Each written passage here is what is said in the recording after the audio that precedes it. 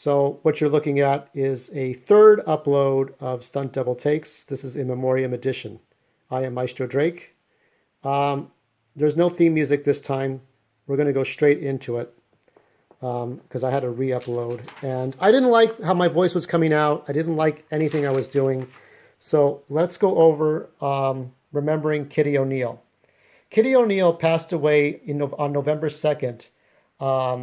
She died at Eureka Community Hospital in South Dakota.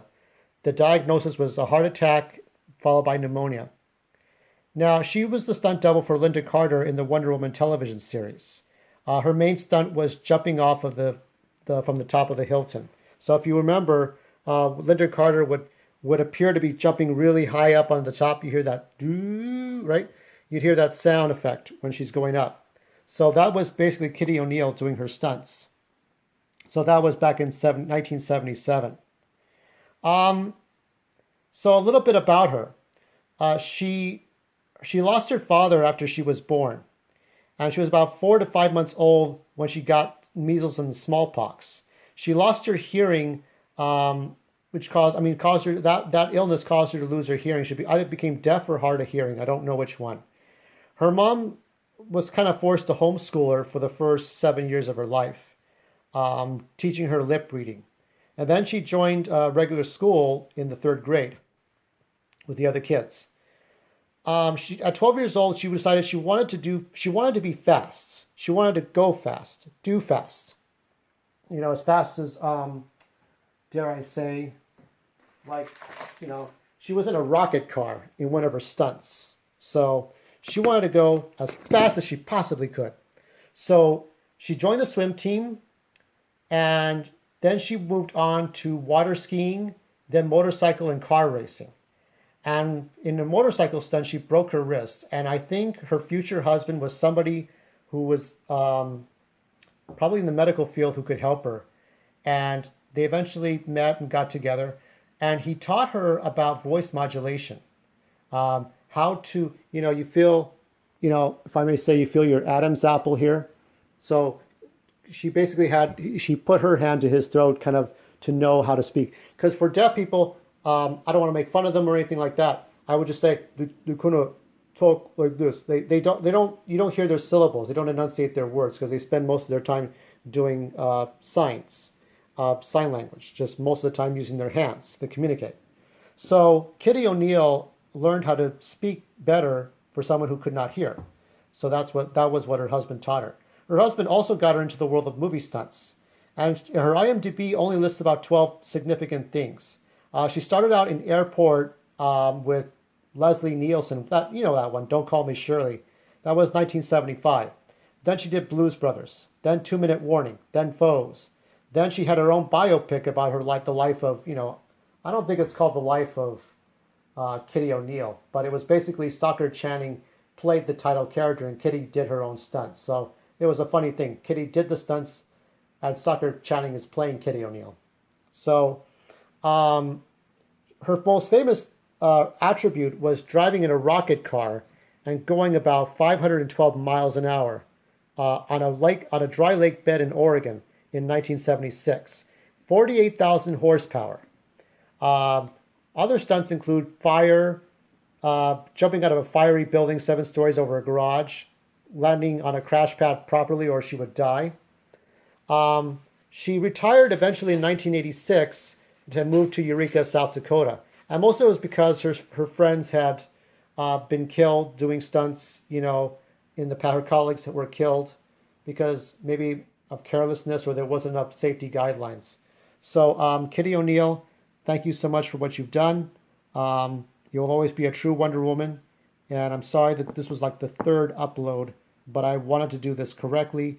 I didn't want to do it badly. And it's not about how much you do, but the quality of what you do. And thank you so much, and rest in peace. And we're going to move on to the next unfortunate person to have gone before their time. Kassym, I'm going to get his name right. If it kills me, I will get his name right. Kassym Zhumaguzhin. Kassym Zhumaguzhin. Zhumaguzhin, and he came from um, Kazakh, Central Asia. Okay, so this is for a Halloween event, and the Halloween event that he was doing, he was as a mummy. Um, Basically, he's hung from a harness. So this was for November 3rd in Kazakh in Central Asia. He was doing a trick for Halloween in a nightclub in Almaty, Almaty, Kazakhstan. And so basically, it's a mummy hanging from a rope, from a harness. I guess he was to do tricks, you know, whatever. It's hard to hold this open. We're just going to show you this scene. So as the mummy, he was doing all kinds of like tricks, but he hung there for 15 minutes and he was not responding. Eventually, they called the paramedics after 15 minutes. They tried CPR, nothing would work, and he died of a heart attack. And it was sad. His life story is not unremarkable. He got into movies from Central Asia to America. He did Conan the Barbarian for Jason Momoa. He did The Expendables 2, 47 Ronin starring Keanu Reeves. His last movie was Manikernika, Manikernika, Queen of Jamsi. I think that's called. Yeah, Jamsi. So let's go over. There's one more bit of news that involved a recent interview. And this recent interview was by Jean Coulter. And Jean Coulter talked about, she also retired from stunt world in 1987. It was about a 1980s lawsuit involving Roy Harrison, in which she was a young woman trying to work her way up as a stunt woman, trying to be taken seriously. Where she felt that stunt men were dominating and she wanted equal pay, she wanted equal treatment, she didn't want to be like overprotected, she wanted to be able to do her own stunts. And Jean Coulter eventually, I guess you could say for lack of better word, she earned the respect from her colleagues, both men and women. And it got to the point where Roy Harrison, a producer, was getting a little too comfortable with her. There were pictures she would take with men where they would grab her breasts or do something inappropriate that seemed like catty, flirty play, but she felt it was deeply inappropriate. And one time, one director wanted her to give him a back rub, and then Roy Harrison himself, as they were working on a project, he wanted her to cuddle with him in his hotel room, and she wouldn't do it. So eventually, it got to the point where she went from being this great stunt woman to being a stunt coordinator. She was the first. I think I wrote this down. She worked in Charlie. She was in Charlie's Angels, and she doubled for all three girls. I think Jacqueline Smith, Farrah Fawcett, and someone else. I don't remember who the third girl was. She was the first. Her first stunt was hostage, dragged down the street in either a police movie or a police TV show.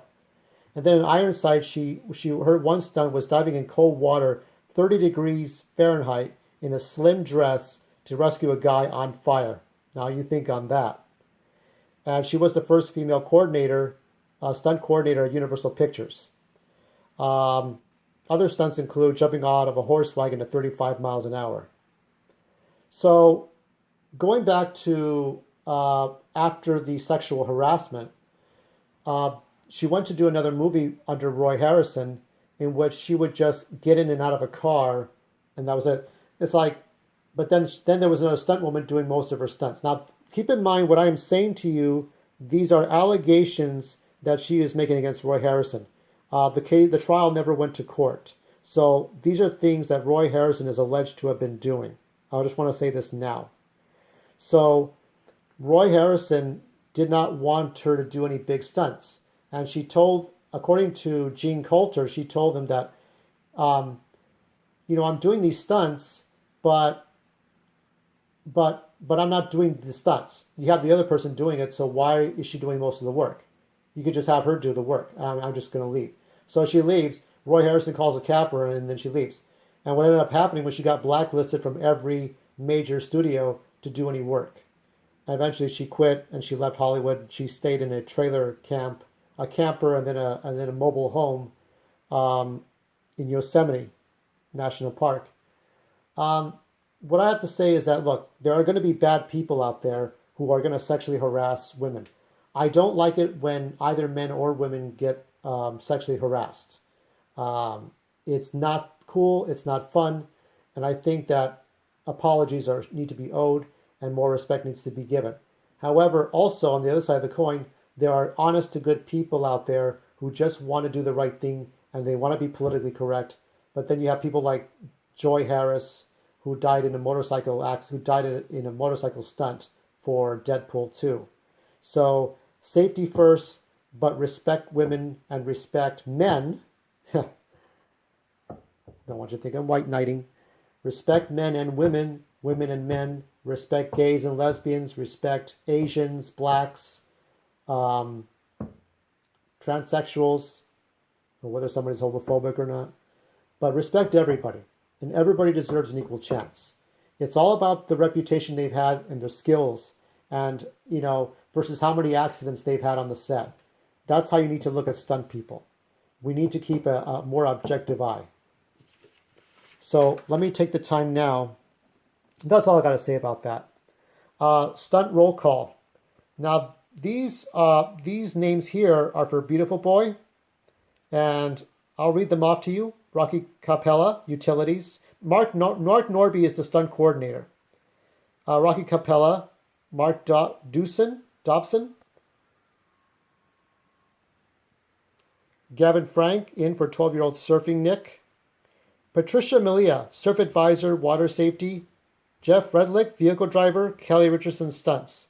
Now, Overlord has way too many stunt people. I'm not going to give a whole bunch of details about every single one. I'll read them off to you. Benjamin Ashley, Russell Balog, Alexander Brack, Aiden Brindle, Marvin Campbell, Neil Chapelhow, Tony Christian, Adam Collins, Luke Gomes, James Harris, Jan Holisek, Adam Horton, Johnny James, Robbie Keane, Jason Curl, Tim Davies, Elizabeth Donker Curtius, Robin Earl, Ben Essex, Pete Ford, Aldonio Donny Frietas, Paul Genus, Richard Hall, Robert Haladic, Al Holland, Jack Jagotka, I'm going to try to pronounce these as best I can, Matthew Kay, Joe Kennard,